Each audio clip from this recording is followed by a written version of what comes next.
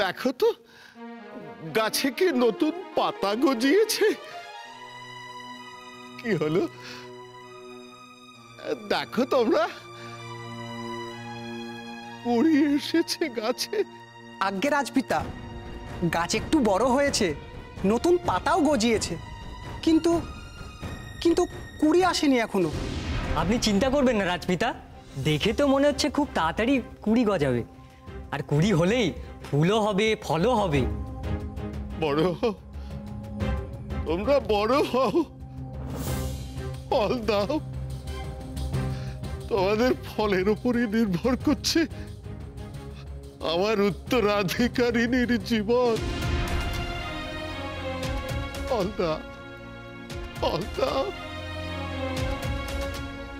রাজবৈদ্য তাহলে তখন হৃদয়পুর থেকে নিয়ে আসা এই গাছের কথাই বলেছিলেন?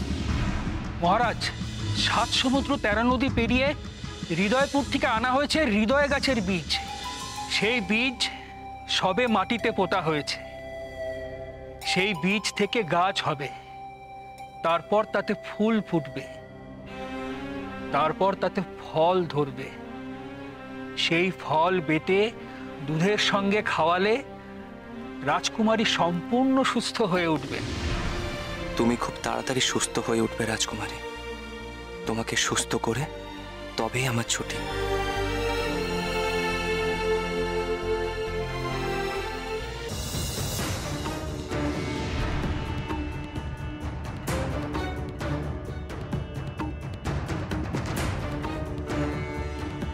গলা থেকে পড়ে গেল হাতটা।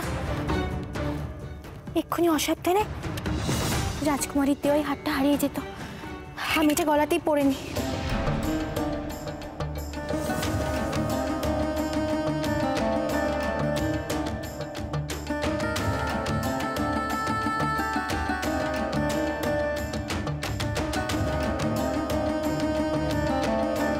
একটু পা চালিয়ে চলো সবাই।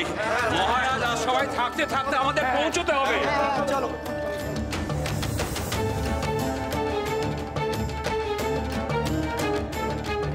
একটু তাড়াতাড়ি চলো সবাই, এই সূর্যি আবার পাটে নামছে।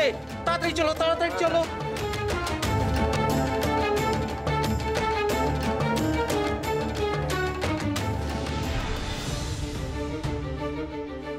ওই তো এসে গেছি রাজপ্রাসাদের কাছাকাছি। আর একটুখানি, তারপরেই এই চাষি ভাইদের সঙ্গে পৌঁছে যাব রাজসভায়।